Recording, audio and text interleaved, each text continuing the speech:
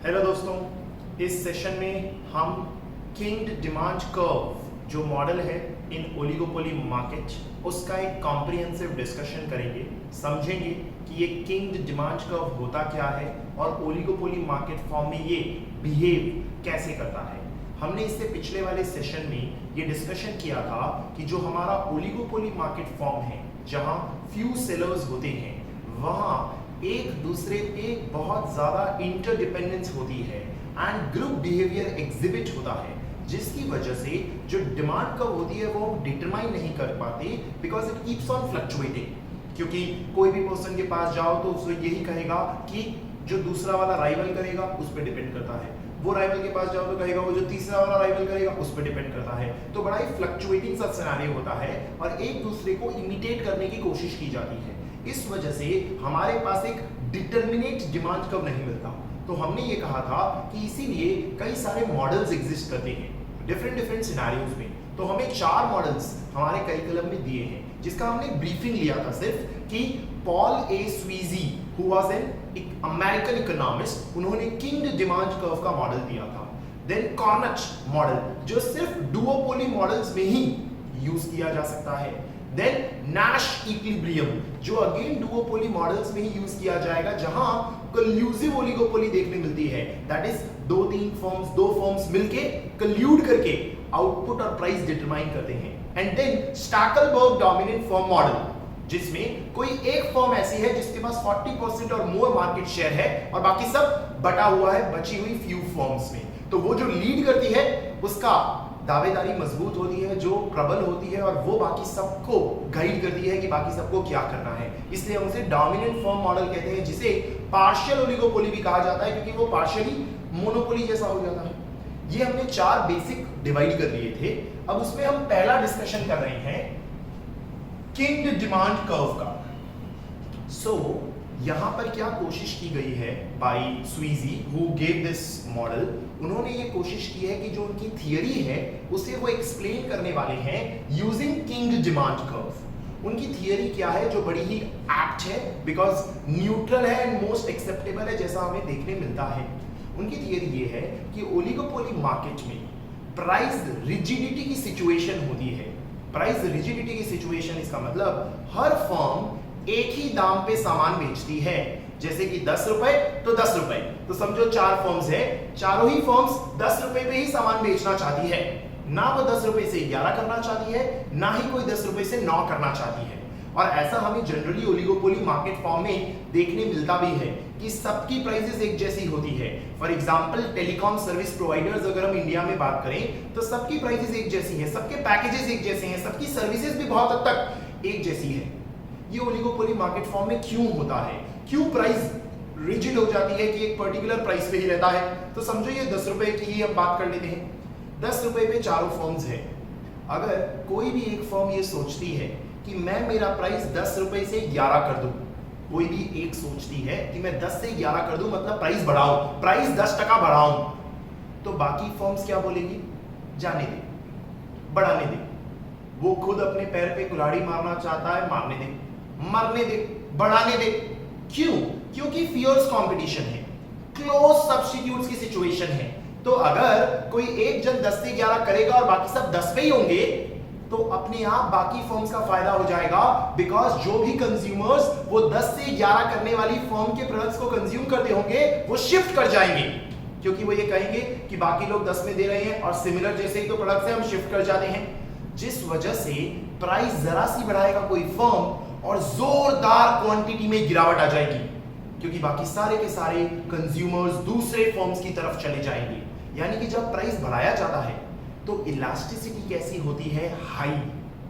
थोड़ी सी भी प्राइस बढ़ाने से क्वांटिटी डिमांडेड में जोरदार गिरावट आ जाएगी। ये पहला बिहेवियर नोट किया इकोनॉमिस्ट ने कि ऐसा हो रहा है। फिर दूसरा बिहेवियर उन्होंने नोट किया, क्या कि सबके 10 रुपए की प्राइस है। किसी भी एक फर्म ने कहा कि मैं 9 करूंगा, किसी भी एक ने कहा मैं 9 करूंगा। जैसे ही कोई भी 9 करेगा बाकी फर्म्स भी इमीडिएटली 9 की तरफ जाएगी, वो भी तुरंत अपनी प्राइसेस को 10 से 9 करेगी क्योंकि किसी ने भी एक ने 10 से 9 कर दिया। क्यों? क्योंकि अगर किसी एक ने 10 से 9 किया और बाकी फर्म्स ने नहीं किया तो उन फर्म्स की 10 की प्राइस होने की वजह से उनके कंज्यूमर्स 9 वाले की तरफ दौड़ जाएंगे, क्योंकि वो कहेंगे कि ये तो 9 में दे रहा है, हम इस तरफ शिफ्ट हो जाते हैं। इस वजह से ओलिगोपोली मार्केट में होता क्या है, जब कोई भी एक दाम कम करता है तो बाकी सब भी कर देते हैं, और अगर कोई भी एक के दाम करने पे बाकी सब भी कर देते हैं सूनर और लेटर, तो क्या होता है, प्राइसेस कम करने की वजह से क्वांटिटी में कोई बहुत बड़ा बदलाव आता ही नहीं है, क्योंकि बाकी सब भी प्राइसेस कम कर देते हैं। जिसकी वजह से बिहेवियर क्या हुआ कि हमने प्राइसेस तो 10% से कम की थी, क्वांटिटी बढ़ी भी होगी क्योंकि लॉ ऑफ डिमांड ऑपरेट तो करेगा, लेकिन कोई बहुत लंबा चौड़ा क्वांटिटी नहीं बढ़ेगा, थोड़ा सा ही क्वांटिटी बढ़ेगा। इसका मतलब इलास्टिसिटी लो होगी। और ऐसा ही हमने इंडिया के टेलीकॉम मार्केट में देखा है। 2016 के पहले सारे टेलीकॉम का एक पर्टिकुलर रेट था, सब एक ही प्राइस पे प्रिवेल कर रहे थे, थोड़ा महंगा हुआ करता था डेटा पैकेट्स वगैरह वगैरह। जैसे ही जियो ने एंट्री ली और अचानक से मार्केट में एंट्री लेते ही प्राइसेस गिरा दिए, बाकी सब ने भी धीरे धीरे धीरे धीरे धीरे धीरे करते करते आज हम देखने जाए तो सब वापस उसी प्राइस लेवल पे आ गए हैं। यानी कि जब भी कोई एक जन गिराता है तो बाकी सब सूनर और लेटर उसे फॉलो करते ही हैं, अगर उन्हें मार्केट में एग्जिस्ट करना है तो। जैसे वोडाफोन और आइडिया साथ में मर्ज हो गए। क्यों मर्ज हो गए? क्योंकि प्राइसेस कम तो करने थे, ऑपरेशनल लॉसेस थे, वो कंटिन्यू नहीं कर पाते, और यहां पर इतनी आसानी से कोई भी एग्जिट नहीं करता, क्योंकि अगर एंट्री में बैरियर्स है तो एग्जिट के वक्त भी 1000 बार सोचोगे, बिकॉज ह्यूज इन्वेस्टमेंट इन्वॉल्व होती है ऐसे मार्केट्स में। इस वजह से अल्टीमेटली हमने देखा प्राइसेस कम ही हुए सबके सबके। तो ओलिगोपोली मार्केट थोड़ा सा अलग हो गया, क्योंकि यहां हम क्या देख रहे हैं, डबल बिहेवियर देख रहे हैं। जब प्राइसेस बढ़ा रहे हैं तो हमारे को कोई फॉलो नहीं कर रहा, जिसकी वजह से हमारे कंज्यूमर्स भाग जा रहे हैं और इलास्टिसिटी हाई है। और वहीं अगर प्राइसेस गिरा रहे हैं तो हमें सब फॉलो कर रहे हैं, और सब फॉलो कर रहे हैं, जिसकी वजह से हमारे कंज्यूमर्स खास बढ़ नहीं रहे, जिसकी वजह से इलास्टिसिटी लो है। इसी बिहेवियर को एक्सप्लेन करने के लिए स्वीजी ने क्या किया, उन्होंने एक डुअल डिमांड कर्व मॉडल बनाया। डुअल डिमांड कर्व, ये एक डिमांड कर्व है और ये एक डिमांड कर्व है, टू डिमांड कर्व्स, जिसमें से एक डिमांड कर्व थोड़ा फ्लैटर बनाया, एक डिमांड कर्व स्टीपर बनाया। हम ये बात जानते हैं, जितना डिमांड कर्व फ्लैटर होता है उतनी इलास्टिसिटी हाई होती है, और जितना डिमांड कर्व स्टीपर होता है उतनी इलास्टिसिटी लो होती है। ये बात हमने जब degrees of elasticity of demand पिछले रीडिंग सेशन में पढ़ा था, तब ये बात देखी थी। Highly elastic is more flatter, less elastic is steeper. तो उन्होंने combination of two demand curves बनाया है। एक डिमांड कर्व जो फ्लैटर जा रहा था उसका पोर्शन ले लिया, और एक डिमांड कर्व जो स्टीपर जा रहा था उसका पोर्शन ले लिया, और इस तरीके से कहा कुछ ऐसा डिमांड कर्व दिखेगा। This will be the demand curve, जिसमें अचानक से किंक आ रहा है, एक मोड़ आ रहा है, अचानक से वो शिफ्ट कर रहा है, जिस प्राइस को उन्होंने नाम दिया प्रीवेलिंग प्राइस, यानी जिस पे सारी की सारी फर्म्स ऑपरेट करेगी, जिस पे प्राइस रिजिड होगी, यानी वो प्राइस जिस पे सारी फर्म्स अपना प्रॉफिट मैक्सिमाइज कर पाएगी। क्योंकि अगर कोई भी इससे प्राइस बढ़ाएगा, तो अगर प्राइस बढ़ाया तो आप देखो थोड़ा सा प्राइस बढ़ाया, लेकिन क्वांटिटी में कितनी जोरदार गिरावट हुई। थोड़ा सा प्राइस बढ़ाया तो नुकसान उसी का होगा, और वहीं अगर किसी ने प्राइस गिराया, देखो कितनी जोर से गिराया, इतनी जोर से प्राइस गिराया, तो भी क्वांटिटी जरा सी बढ़ी, तो प्राइस इतनी जोर से गिर जाएगा, क्वांटिटी जरा सी बढ़ेगी, तो अल्टीमेटली उसी का नुकसान होगा।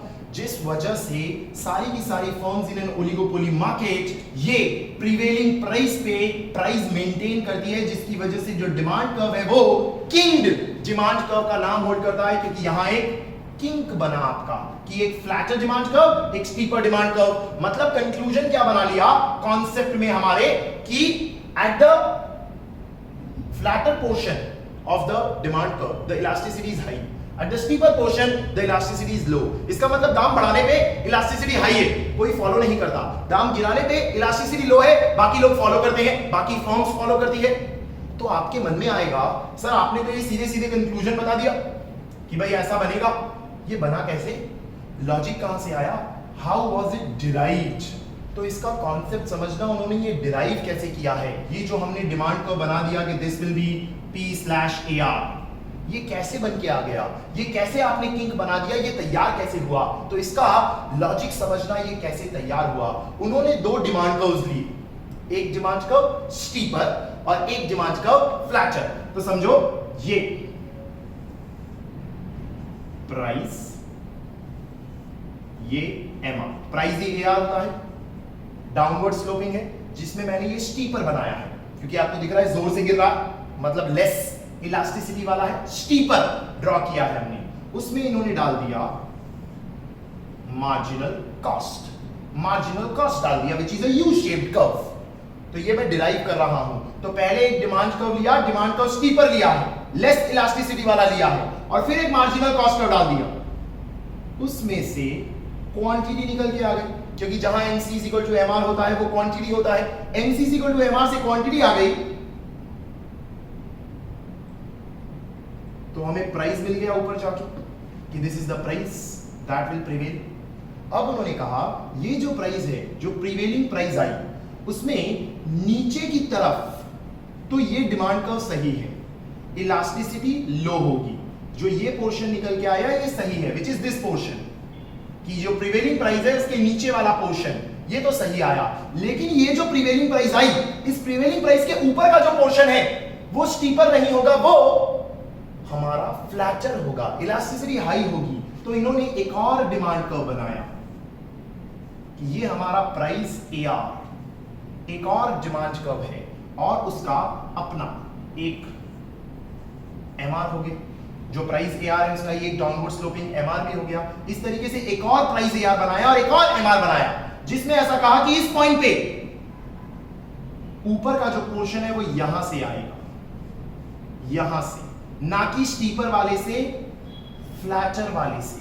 तो अल्टीमेटली अगर आप देखोगे जो मैंने डार्क किया है उसी डार्क को ये बनाया है, ये फ्लैटर वाला पोर्शन और ये स्टीपर वाला पोर्शन, जिसमें ये इलास्टिसिटी मोर देन 1 वाला पोर्शन है ये, और ये इलास्टिसिटी लेस देन 1 वाला पोर्शन है, जिससे हमारा ये डिमांड कर्व निकल के आ गया, दैट इज अ किंक निकल के आ गया, जिसमें से प्रिवेलिंग प्राइस ये प्राइस होगी। अगर प्राइस बढ़ाई जाएगी तो कंज्यूमर छोड़ के चले जाएंगे, क्योंकि इलास्टिसिटी हाई है, प्राइस गिराई जाएगी तो कंज्यूमर्स इतने ज्यादा बढ़ेंगे नहीं, क्योंकि बाकी सब भी अपनी प्राइसेस गिरा देंगे, जिसकी वजह से इलास्टिसिटी लो है। तो इस तरह से डिराइव किया गया, मतलब हुआ क्या, ये ऊपर वाला AR चला गया, स्टीपर ऊपर वाला पोर्शन, और यहां इसमें ये नीचे वाला चला गया,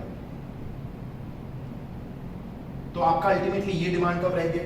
और अगर डिमांड कर्व ये रह गया, दैट इज प्राइस और AR ये रह गया, तो हम आसानी से MR भी देख सकते हैं कि ये वाले पोर्शन के लिए जो MR है वो ये कंसीडर किया जाएगा, ये MR कंसीडर किया जाएगा, और ये वाले पोर्शन के लिए ये वाला जो MR है वो कंसीडर किया जाएगा। इसका मतलब जो बाकी बचा हुआ MR है वो हम हटा सकते हैं, ये वाला MR हमारा किसी काम का नहीं है, क्योंकि ये वाले MR से ये वाला हमारा लेना देना है, एंड इस वाले AR में ये वाला MR हमारे काम का है, तो ये पोर्शन हम हटा देते हैं, ये किसी काम का नहीं है। तो जो हमारा MR है वो कैसा आया, पहले यहां ऐसे होगा, फिर एक स्ट्रेट लाइन होगा, और फिर वापस गिर रहा होगा, दिस विल बी MR, यानी कि जो MR बन के आएगा that will be a discontinuous MR। Discontinuous MR, ये 1 मार्कर MCQ आ सकता है कि in a oligopoly kinked demand curve the marginal revenue is a discontinuous one, क्योंकि पहले इतना पोर्शन तो आया, फिर टुकड़ा होके इतना पोर्शन आया, जिसकी वजह से ये पोर्शन डिसकंटीन्यूअस हो गया। तो अगर इसी चीज को हम यहां कंक्लूजन में रिफ्लेक्ट करने जाएं कि कैसा दिखाई देगा, तो ये हमारा AR हो गया, डिमांड कर्व हो गया, जिसमें ये हमारी प्राइस हो गई, इसका ये मार्जिनल रेवेन्यू हो गया कि यहां तक वाले पोर्शन के लिए ये MR हो गया, और उसके बाद ये MR हो गया। तो जो MR है वो डिसकंटीन्यूअस निकल के आ गया, जिसमें जो मार्जिनल कॉस्ट है वो यहां से जा रहा है, हो सकता है वो यहां से जाए, हो सकता है वो यहां से जाए, यानी इस डिसकंटीन्यूअस पोर्शन में MC कहीं भी फिट हो रहा होगा तो भी हमारा प्रॉफिट मैक्सिमाइजिंग आउटपुट अचीव हो जाएगा। इसका मतलब marginal cost can be between the discontinuous portion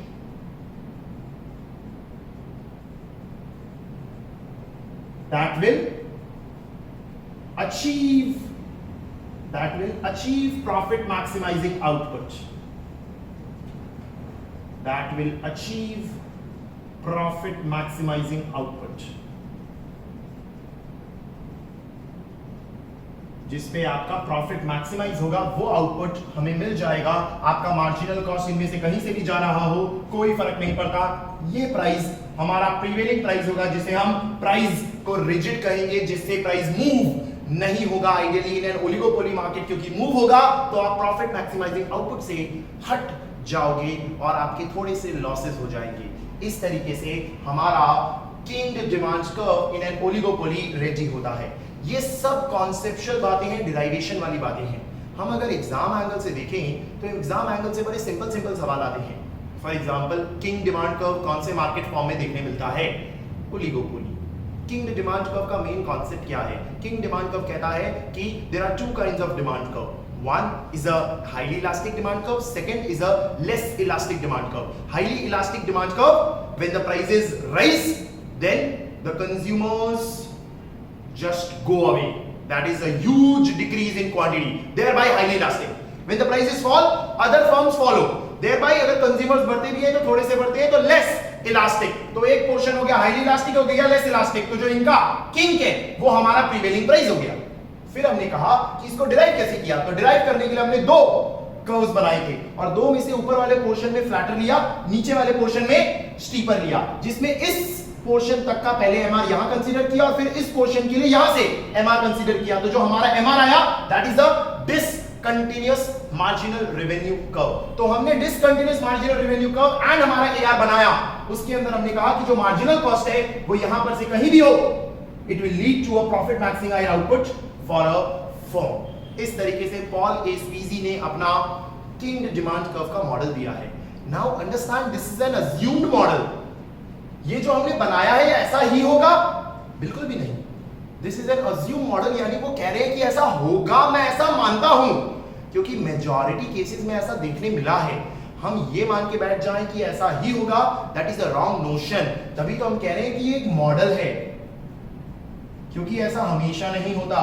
for example, आप रिसेंटली अगर टेलीकॉम इंडस्ट्री देखोगे तो टेलीकॉम इंडस्ट्री में फर्म्स ने प्राइसेस बढ़ाने स्टार्ट किए हैं, और जब कोई भी एक फर्म प्राइसेस बढ़ा रही है तो बाकी भी बढ़ा रही है, यानी यहाँ बढ़ाने पे भी एक दूसरे को फॉलो किया जा रहा है। अब जैसे रिसेंटली जियो ने अपने प्राइसेस बढ़ाने स्टार्ट किए हैं, और जैसे ही जियो ने बढ़ाए बाकी ने भी बढ़ा दिए। ऐसा नहीं किया कि वेट किया कि जाने दो उसको, बढ़ाने दो, उसी के कंज्यूमर्स लूज होंगे, बाकी ने भी इंक्रीज किया। एक्सेप्शनल सिचुएशंस क्रिएट होती है, पर जो मॉडल इन्होंने दिया है वो एक्सेप्टेबल है। लॉजिकली ऐसा ही देखने मिलता है हमें ओलिगोपोली मार्केट में, पर हमेशा ऐसे देखने मिलेगा ये जरूरी नहीं है। दूसरा, एक और प्रॉब्लम है इस ओलिगोपोली मार्केट फॉर्म में। ये जो हमने प्रीवेलिंग प्राइस निकाली, ये कहां से निकाली, ये कैसे आ गया? ये तो बार बार रिफॉर्म होती रहेगी। शुरुआत कहां से हुई होगी ये प्रीवेलिंग प्राइस निकालने के लिए? उसका तो कोई लॉजिक यहां पे दिया ही नहीं है। मतलब मैंने अपनी मर्जी से यहां ऐसे किंग बना दिया। भाई ऐसे भी तो बना सकते थे, इधर भी तो हो सकती थी प्राइस रिजिड, ऐसे भी तो बना सकते थे, इधर भी तो हो सकती थी प्राइस रिजिड, इधर भी पॉसिबल था। वो किंग कहां आएगा, वो लोकेशन ऑफ किंग वो कैसे पता चला? इस बारे में मॉडल कोई जवाब नहीं देता। ये किंग बार बार रिफॉर्म भी तो होगा। आज किंग टेलीकॉम इंडस्ट्री में जो है, जिस भी प्राइस पे सबकी रिजिडिटी आ गई है, एक साल पहले भी उसी पे थोड़ी रिजिडिटी थी, 3 साल पहले उसी पे थोड़ी रिजिडिटी थी। ये तो रिफॉर्म होता रहता है, इट कीप्स ऑन चेंजिंग। वो रिफॉर्म कैसे होता है, वो चेंज कैसे होता है, नया प्राइस रिजिडिटी कहां आता है, नया प्रीवेलिंग प्राइस कहां आता है, उस बारे में मॉडल एकदम शांत है।